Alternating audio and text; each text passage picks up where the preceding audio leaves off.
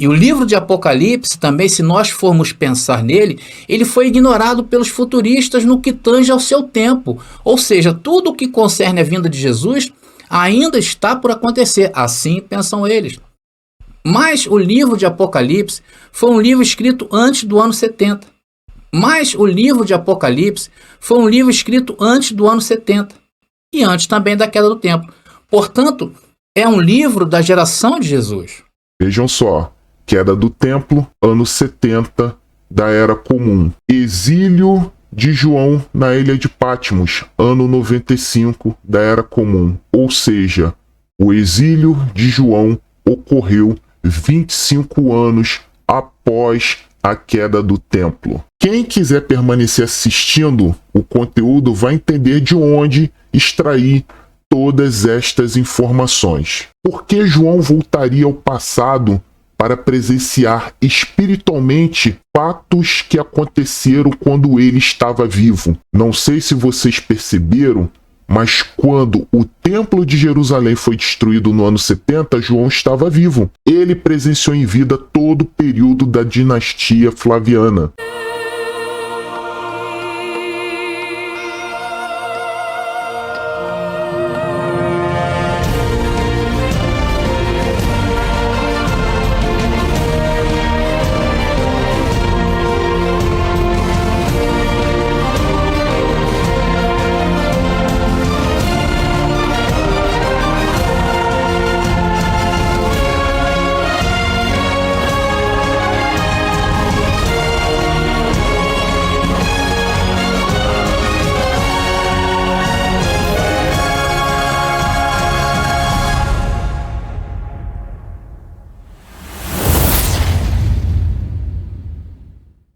Olá amigos e amigas, sejam todos bem-vindos ao canal E Agora. Meu nome é Street Holder, sou um ex-universal e gravo conteúdos para mostrar que existe vida fora do sistema religioso.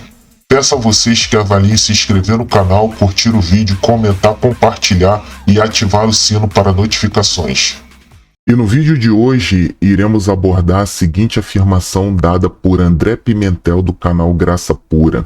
O livro de Apocalipse foi escrito antes do ano 70 e, consequentemente, antes da queda do Templo de Jerusalém. O vídeo em questão foi publicado no canal Graça Pura, intitulado Descobriram a Marca da Besta, a Igreja Não Te Avisou?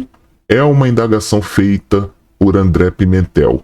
Deixarei o link da íntegra do conteúdo na descrição do vídeo para que vocês possam assisti-lo e tirar suas próprias conclusões. Mas vamos assistir um fragmento do vídeo postado por ele.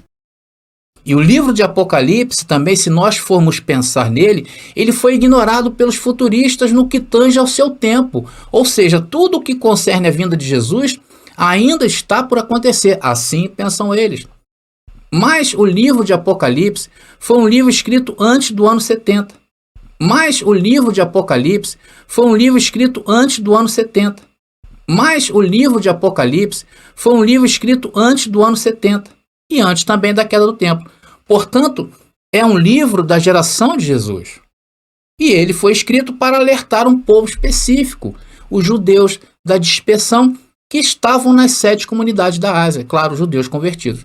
Então, o não entendimento do tempo de uma geração e uma queda do templo, a queda do templo que houve, levou também o cristianismo tradicional a trazer o livro de Apocalipse para os dias de hoje, para as nossas vidas. E eles também nunca deixaram claro que esse livro contém símbolos abençoados, estritamente judaicos. E isso é simples entender. Por quê? Porque o Apocalipse foi escrito para um público-alvo e não é você. Eu sinto muito em te dizer isso, mas é Bíblia. Diante do que acabamos de assistir, surge a primeira indagação. Se o livro de Apocalipse foi escrito antes da queda do Templo de Jerusalém, no ano 70 depois de Cristo, ou era comum para aqueles que gostam, então eu posso afirmar que a visão de João na ilha de Patmos foi também neste período, ou seja, antes da queda do Templo de Jerusalém. Pessoal, o raciocínio é simples.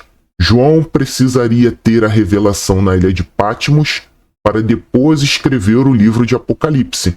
Vocês concordam com esta afirmação? Eu não quero aqui ser desrespeitoso com André Pimentel.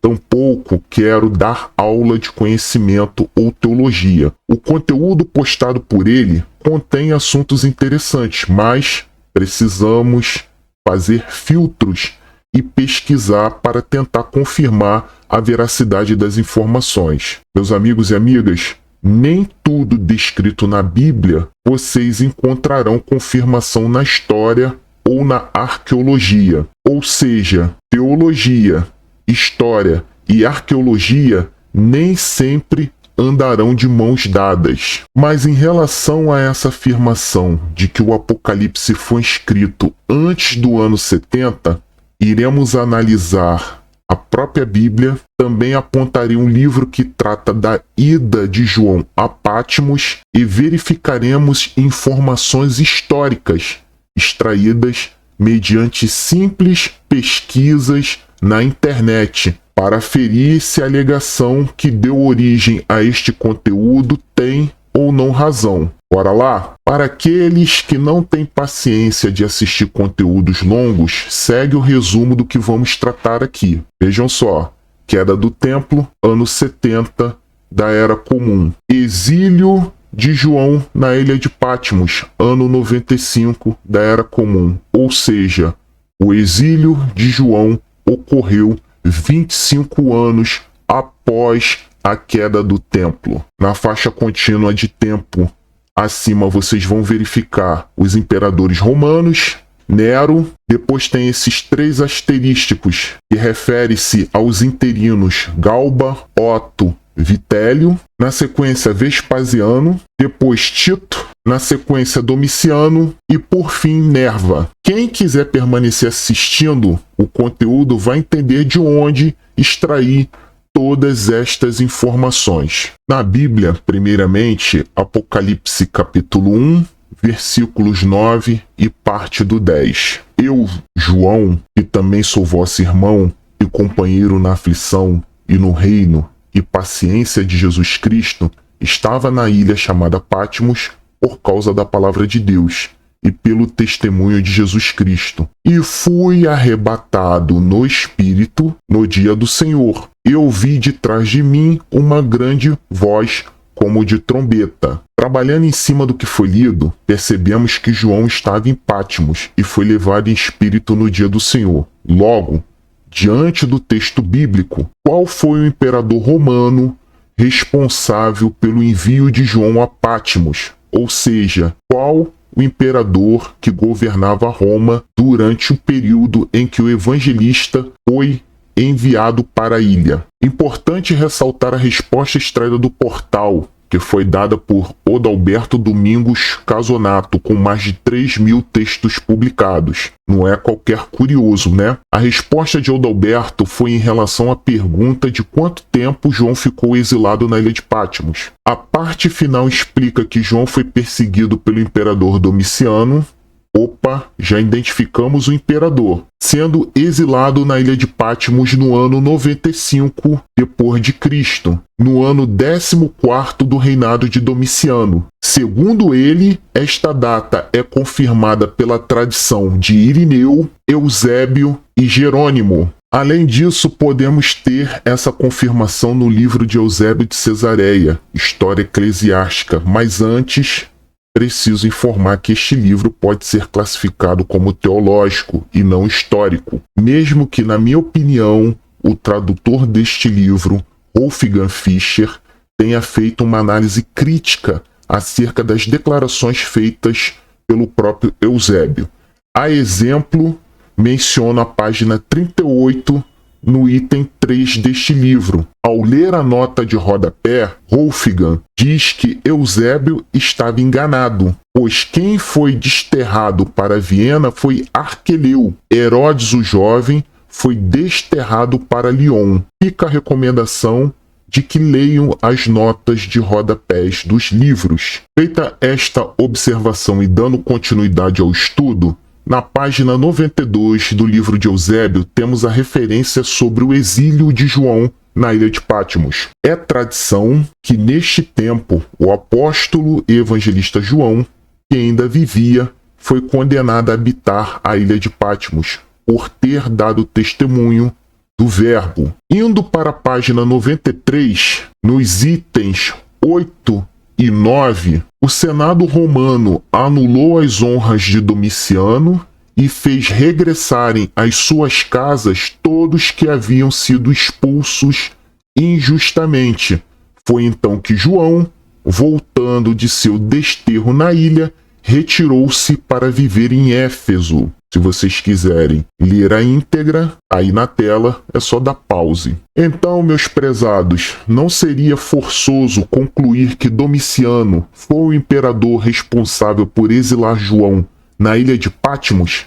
Estamos trazendo duas referências neste vídeo, afirmando a mesma coisa. Agora vamos verificar na história quando isso aconteceu. Essa fonte foi retirada do Google, pessoal. Analisem comigo a dinastia Flaviana. Tá aí, ó. Vespasiano, de 69 a 79, foi o general romano que sitiou Jerusalém. Tito, de 79 a 81, general que substituiu Vespasiano, estava sob o comando do exército romano na destruição do Templo de Jerusalém, no ano 70, e substituiu o pai Vespasiano como imperador romano, e Domiciano, de 81 a 96, sucedeu o irmão Tito, justamente os 15 anos mencionados por Eusébio de Cesareia na página 93 do seu livro. E eu coloco na tela de novo o meu resumo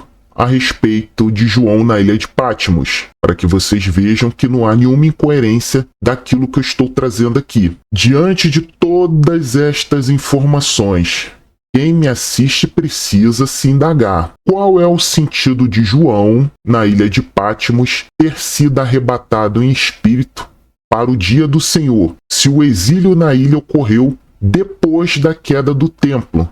Ou seja, seria isso um flashback? Por que João voltaria ao passado para presenciar espiritualmente fatos que aconteceram quando ele estava vivo? Não sei se vocês perceberam, mas quando o Templo de Jerusalém foi destruído no ano 70, João estava vivo. Ele presenciou em vida todo o período da dinastia Flaviana. Foi através desta indagação e de outras pesquisas que me deixaram desconfortável com o preterismo total, embora respeite quem pense diferente de mim. Posso contar para vocês algo que vem me incomodando no mundo gospel? As pessoas criam suas teses e ficam debochando de pensamentos contrários. Não sei se isso decorre do proselitismo religioso ou por outros motivos. Cito alguns exemplos: pré-tribulacionismo, mesotribulacionismo e pós-tribulacionismo. A maioria, ao tratar do tema de maneira isolada, ou seja, não abrangente, diz no que acredita, ao invés de ensinar ao fiel todas as vertentes e deixar o povo escolher qual linha seguir. Geralmente o pregador defende a sua tese e, por outro lado, traz uma conotação pejorativa, debochada, acerca das demais vertentes às quais não acredita. Seria isso medo de perder o fiel ou o objetivo aprisioná-lo na instituição religiosa, em outras palavras, templo de pedra? Após ter certeza que a visão em Patmos foi depois da queda do templo, no ano 70 depois de Cristo, e João narrar que foi arrebatado em espírito no dia do Senhor, não faz sentido para mim que o evangelista foi levado em espírito para o passado, do qual ele estava vivo durante os acontecimentos. Este é o cerne da questão. E tem mais. Depois da queda do templo, tiveram outros acontecimentos que julgo relevantes, como o decreto do imperador Adriano, na revolta de Bar Kokhbas, aproximadamente no ano 132 da Era Comum. Após esta revolta, o imperador Adriano proibiu a entrada de judeus em Jerusalém e mudou o nome da província de Judéia para Síria-Palestina. E estes atos estão trazendo reflexos a Jerusalém até os dias atuais.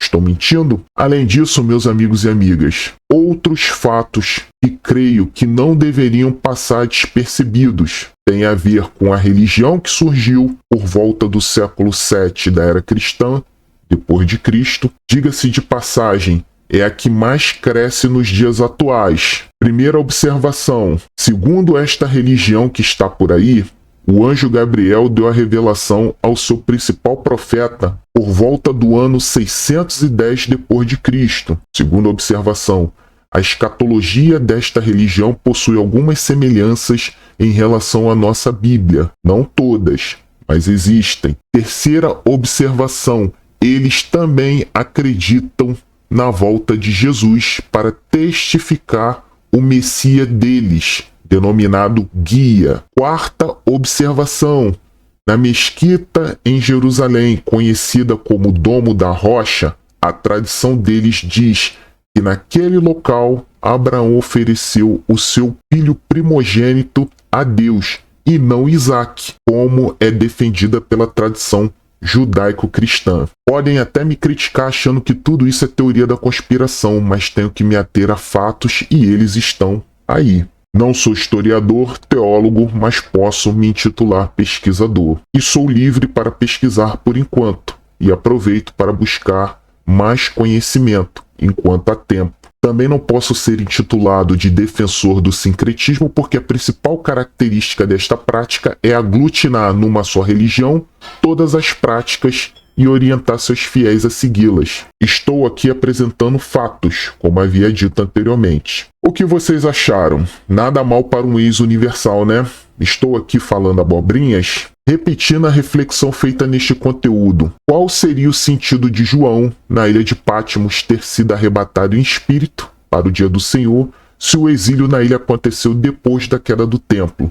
Por que João precisaria voltar ao passado para presenciar espiritualmente acontecimentos que ocorreram quando ele ainda estava vivo? Não vou concluir a minha mensagem de praxe em respeito ao André Pimentel e seus seguidores. Não acredito que ele seja um falso profeta. Eu gostaria até de gravar um vídeo sobre outra afirmação que cercam os cristãos pela plataforma. Alguns estão defendendo que o livro de Daniel foi escrito depois dos acontecimentos da Bíblia, principalmente no período ali dos persas. Eu vou tentar gravar esse vídeo. Um forte abraço a todos e que o nosso Senhor Jesus Cristo nos abençoe.